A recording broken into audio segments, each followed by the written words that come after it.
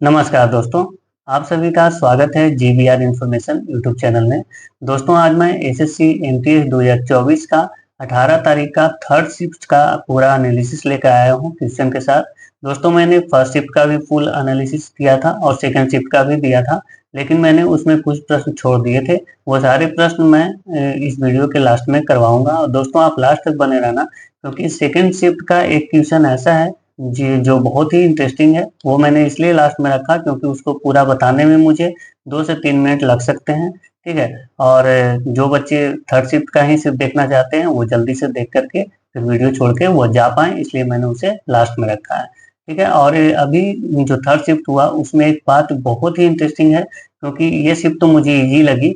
और एक बात इंटरेस्टिंग ये है कि मैंने जो भी अभी जो वीडियो दिया है, जो हालांकि मैंने बहुत ही कम वीडियो अभी दिया है, ठीक है, तो उसमें से करीब 12 प्रश्न ऐसे हैं जो कि उन वीडियो से आए हुए हैं। मैं आपको सबसे पहले वही प्रश्न बताऊंगा, ठीक है दोस्तों, क्योंकि मुझे बहुत खुशी मिल रही है अंदर से। पहला प्रश्न आया आर्टिकल 79। आर्टिकल 79 किससे संबंधित है? तो ये जो है किससे, संसद के गठन से संबंधित है। मैंने आपको बताया था कैसे याद रखना है। आपको सरल सरल से आपको याद रखना है ना। स से हो गया संसद जो कि 79 है, फिर र से आएगा राज्यसभा जो कि 80 है, और ल से आएगा लोकसभा जो कि 81 में है, ठीक है दोस्तों। अगला जो प्रश्न आया हुआ था वो आया हुआ था संविधान के किस संविधान संशोधन द्वारा जो है संपत्ति के अधिकार को मौलिक अधिकार से हटा दिया गया? तो ये 44वां संविधान संशोधन जो कि 1978 में हुआ था, उससे क्या किया गया कि संपत्ति के अधिकार को मौलिक अधिकार से हटा दिया गया। और कहाँ किया गया? तो इसे कानूनी अधिकार बना दिया गया और आर्टिकल 300 के ए में इसको रख दिया गया। उसी तरह से आपको जो है संविधान संशोधन जो 42वां है जो कि 1976 का है, उसको भी याद रखना चाहिए। तो उसमें भी हमारे जो प्रस्तावना है उसमें समाजवाद ये सब शब्द जो है 4 शब्द उसमें जोड़े गए, 3 शब्द जोड़े गए थे, लेकिन और भी एक अगर मिलाएंगे तो एकता और अखंडता और भी लगा दोगे तो 4 शब्द होते हैं, ठीक है, इस प्रकार। और जो है सरदार स्वर्ण सिंह समिति की अनुशंसा पर जो है हम मौलिक कर्तव्य जोड़ा गया था हमारे संविधान में, ठीक है। अगला जो प्रश्न आया हुआ था वो आया हुआ था 2023 में किसे जो है पद्म पुरस्कार से सम्मानित किया गया था, जो कि महाराष्ट्र के क्या थे, तो एक वादक थे, है ना, वाद्य यंत्र से संबंधित है। तो ये जाकिर हुसैन जी थे और ये सीजीएल में भी प्रश्न आया हुआ था 18 सितंबर के शिफ्ट शिफ्ट थर्ड शिफ्ट में आया हुआ था, ठीक है। तो ये जाकिर हुसैन जो कि महाराष्ट्र से संबंधित है। फिर मैंने एक प्रश्न कराया हुआ था कमलिनी अस्थाना। कमलिनी अस्थाना और इनकी एक बहन है नलिनी अस्थाना, वो जो है किस नृत्य से संबंधित है? तो ये कथक नृत्य से संबंधित है जो कि उत्तर भारत का है कथक नृत्य, है ना, हालांकि उत्तर प्रदेश भी देता है, तो ये भी मैंने बता रखा है। और एक और प्रश्न आया हुआ था हरेली त्योहार। हरेली त्योहार जो है वो किस राज्य में मनाया जाता है? तो मैंने इसको बहुत ही अच्छे से बताया था कि हरेली और हरेला में आप कंफ्यूज मत होना। हरेली जो त्योहार है वो कहाँ से संबंधित है? हिमाचल प्रदेश से संबंधित है, और हरेला जो है वो उत्तराखंड से संबंधित है। ऐसे करके मैंने आपको बताया था, सॉरी हरेली, हरेली छत्तीसगढ़, छत्तीसगढ़ और उत्तराखंड, हरेली छत्तीसगढ़ और हरेला उत्तराखंड से संबंधित है। एक आया था किस घटना ने असहयोग आंदोलन को स्थगित कर दिया था? तो असहयोग आंदोलन जो है उसको स्थगित कर दिया गया था चौरा चौरी कांड के कारण। चौरा चौरी जो है एक यूपी में एक जगह है ना, यूपी के गोरखपुर के पास एक स्टेशन था। वहां पे पुलिस स्टेशन में जो है सिक्की क्रांतिकारियों ने आग लगा दिया था, उग्रवादियों ने। और वो जो है वहां पे बहुत सारे जो है पुलिस कर्मियों की मौत हो गई थी। इस घटना से आहत होकर के गांधी जी ने जो है असहयोग आंदोलन को वापस ले लिया था, ठीक है दोस्तों, ये भी मैंने प्रश्न बता दिया है। फिर आया था एक, हाँ, 2011 की जनगणना के अनुसार सबसे ज्यादा जनसंख्या वाला राज्य पूछा गया था। ये तो बहुत ही इजी प्रश्न आ गया। यूपी। यूपी जो है सबसे ज्यादा जनसंख्या वाला राज्य है, और सबसे कम जनसंख्या वाला राज्य है सिक्किम। अगर जनसंख्या घनत्व पूछे तो राज्य में सबसे जनसंख्या घनत्व बिहार का है 1106 व्यक्ति प्रति वर्ग किलोमीटर, और सबसे कम जो है अरुणाचल प्रदेश का है 17 व्यक्ति प्रति वर्ग किलोमीटर, वहां पे लोग रहते हैं, ठीक है। अगर मान के चलिए अगर ये पूछ लिया जाता है केंद्र शासित प्रदेश, तो दिल्ली में जो है जनसंख्या घनत्व सबसे अधिक है ना। और एक प्रश्न और मैंने बताया, वुमेन T20 वर्ल्ड कप जो है कितने समय के अंतराल पर होता है? तो T20 कोई भी हो, मेंस हो या वुमेन्स, 2 साल के बाद ही होता है। और जो ये होता है वर्ल्ड कप जो वनडे वाला वो 4 साल के बाद होता है, वुमेन हो या मेंस हो, उसी तरह से ओलंपिक जो है वो 4 साल के अंतराल पर होते हैं। लेकिन अगर ऐसे पूछा जाए कि विंटर ओलंपिक और समर ओलंपिक में कितने वर्षों का गैप होता है, तो 2 वर्षों का होगा, क्योंकि एक बार जो है पहले समर ओलंपिक हुआ, उसके बाद 4 साल बाद समर ओलंपिक होगा। लेकिन वो बीच में जो है समर ओलंपिक के 2 साल बाद विंटर ओलंपिक होता है, और फिर वो भी 4 साल के बाद होगा। तो अल्टरनेट जब ऐसे जाएगा तो इन दोनों के बीच का जो डिफरेंस है वो कितना होगा, 2 साल का। ठीक है। एक प्रश्न आया, प्रथम शिक्षा मंत्री जो है अब्दुल कलाम आजाद की कौन सी पुस्तक थी? तो इंडिया विंस फ्रीडम जो है उसकी एक पुस्तक है। तो ये भी मैंने बता रखा है प्रश्न। पल्लव वंश की राजधानी कहाँ है? तो ये कांचीपुरम। और मैंने ये प्रश्न कल ही बताया था, कल के शिफ्ट में आया था। पल्लव वंश की जो संस्थापक है वो कौन है? तो श्री विष्णु। वहां पे मैंने बताया था कांचीपुरम उसकी राजधानी है थी पल्लवों की। एक प्रश्न आया, शायद आया है या नहीं, गांधी इरविन समझौता किसके बीच हुई थी? ये भी कोई प्रश्न है। गांधी इरविन तो यहाँ पे दिया ही है ना। तो गांधी जी और इरविन के बीच हुआ था 1931 में, 5 मई को शायद। हाँ, ये जो है असहयोग आंदोलन, सॉरी, सविनय अवज्ञा आंदोलन जब महात्मा गांधी ने शुरू किया, और बहुत बड़े लेवल पे जो है ये सबसे बड़ा आंदोलन मैं इसको मानता हूँ दोस्तों। क्योंकि अगर ये इतना बड़ा आंदोलन शुरू हो गया था कि पूरे गांव तक ये आंदोलन पहुंच गया था। क्यों? सिर्फ नमक की वजह से। क्योंकि नमक हर घर में प्रयोग होने वाला एक ऐसा वस्तु है जो हर घर में प्रयोग होता है, और इसीलिए गांधी जी ने नमक का चुनाव किया था, है ना। और ये पूरे देश में फैल चुका था। इससे आहत होकर के जो इरविन जो है गांधी जी से मिलना नहीं चाहता था, वो खुद गांधी जी को बुलाने के लिए कितना बार गांधी जी को मैसेज भेजा, तब गांधी जी मिलने गए और गांधी इरविन समझौता हुआ। द्वितीय गोलमेज सम्मेलन में गांधी जी ने भाग लिया, परंतु वहां पे अल्पसंख्यकों ने अपनी ही मांग रखना चालू कर दिया। अलग जो है अल्पसंख्यक जो है वो अलग चुनाव की मांग करने लग गए, है ना। जैसे मुस्लिमों के लिए अलग हो गया था।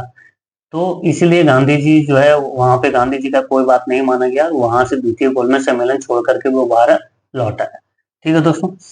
तो आपको इसका राइट आंसर 1931 होगा, और गांधी जी और इरविन होगा। ये ऐसे प्रश्न थे जो मेरे द्वारा पढ़ा, जो मैंने जो वीडियो दिया था उससे आए हुए थे। अब मैं बताता हूँ और भी प्रश्न।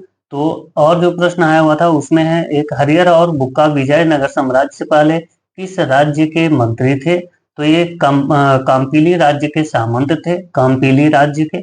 और 1336 में विजयनगर की स्थापना किए थे, जिसकी राजधानी कहाँ थी? हम्पी। हम्पी आपने अभी भी देखा होगा, हम्पी का जो किला है वो आप देखे होंगे, हम्पी खंडहर।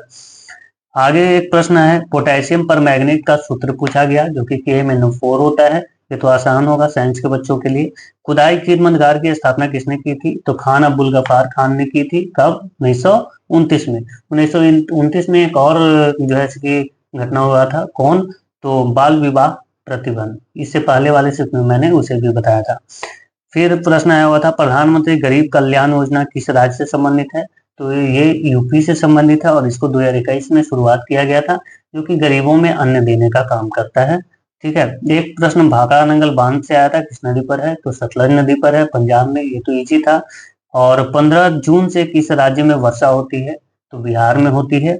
और नारी आत्मनिर्भर योजना किस राज्य ने चलाई? तो बिहार ने। पता नहीं, ये दोनों में से कोई प्रश्न आया होगा, मुझे नहीं लग रहा है इतना इजी प्रश्न पूछा होगा। चिदम्बरम नृत्य किस नृत्य से संबंधित है? तो चिदम्बरम किस नृत्य से संबंधित है? तो तमिलनाडु के चिदम्बरम में स्थित है नटराज मंदिर, है ना। और वो किससे संबंधित है? भरतनाट्यम से संबंधित है। तो ये आज के प्रश्न थे। अब मैं पहले शिफ्ट का कुछ जो प्रश्न जो बच गए थे उसको मैं करवाता हूँ, है ना। तो सबसे पहले प्रश्न की नालंदा विश्वविद्यालय जो है किस चीज से बना हुआ था? तो वो ईंट से बना हुआ था। अगर ऐसे ऑप्शन दिया होगा पत्थर, बालू, ईंट, तब आप ईंट लगाना। लेकिन मुझे लगता है कि वो सिर्फ इसी ऐसे ही ऑप्शन दिया था, और ईंट होगा। ठीक है। अगर मान के चलो अगर पूछा गया होता कोई और चीज, तो फिर होता रेड, जो लाल जो बलुई ईंट थी उससे। नालंदा विश्वविद्यालय की स्थापना कुमारगुप्त ने की थी, और विक्रमशिला विश्वविद्यालय की स्थापना धर्मपाल ने करवाया था। ठीक है। भारत ने पहली बार ICS की परीक्षा कहाँ हुआ? भारत में तो इलाहाबाद में हुआ था। कब हुआ था? 1922 में हुआ था। लेकिन भारत से पहले भी ICS की परीक्षा होती थी भारत की, लेकिन वो कहाँ होती थी? ब्रिटेन में होती थी। 1955 से शुरू हुआ, और 1963 में जो है सत्येंद्र नाथ टैगोर पहले व्यक्ति थे जो कि ICS की एग्जाम पास किए थे। ठीक है दोस्तों। यूरिया किस उर्वरक से बनता है? तो अमोनिया और कार्बन डाइऑक्साइड से यूरिया बनता है, ये तो सबको पता होगा। पहला जो रिकॉर्डेड थाइक्लोन खेल है, थाइक्लोन थाइक्लोन एक खेल होता है, वो किस वर्ष आयोजित किया गया था? पहला 1901 में, और जो आधुनिक थाइक्लोन खेल है वो 1972 में शुरू किया गया। फिर अगला प्रश्न आया, ब्रिटेन में किस भारतवंशी विशेषज्ञों को ब्लावटिक पुरस्कार मिला था? ब्लावटिक पुरस्कार से 3 भारतीयों को सम्मानित किया गया था। कौन कौन? तो प्रोफेसर राहुल आर नायर, दूसरे थे प्रोफेसर मेहुल मलिक, तीसरे थे प्रोफेसर तन्मय भारत। ये तीनों में से जो भी एक ऑप्शन होगा वो आपका राइट आंसर होता। अगला जो प्रश्न पूछा गया था, जंतुओं में उत्सर्जन तंत्र का मुख्य कार्य क्या है? तो ये शरीर से जो अपशिष्ट पदार्थ हैं और जो अत्यधिक जो जल की मात्रा है उसको बाहर निकालने में मदद करता है। शरीर का जो टेम्परेचर है उसको भी संतुलन बनाए रखता है। आगे है, समस्थानिक विभाजन किस प्रकार के जीवों में देखने को मिलता है? तो ये जो है पौधे में मिलते हैं, शैवाल में मिलते हैं, कोरल्स में मिलते हैं, बैक्टीरिया में मिलते हैं। ठीक है, जो भी ऑप्शन होगा आप देख सकते हैं। अर्थशास्त्र के रचयिता जो हैं किसके समकालीन थे? तो अर्थशास्त्र के रचयिता चाणक्य थे, है ना। और तो चाणक्य के बारे में ही पूछा गया था कि वो किसके समकालीन थे? तो चंद्रगुप्त मौर्य के समकालीन थे। क्यों? क्योंकि आपको मैंने बताया था बहुत डिटेल में कि नंद वंश का जो अंतिम राजा घनानंद था उसको चंद्रगुप्त मौर्य ने ही मारा था और मौर्य वंश की स्थापना की थी किसी सहायता से? जो चाणक्य की सहायता से। आगे पूछा गया था 2011 की जनगणना के अनुसार किस राज्य में बाल जनसंख्या का वृद्धि दर नकारात्मक रहा है?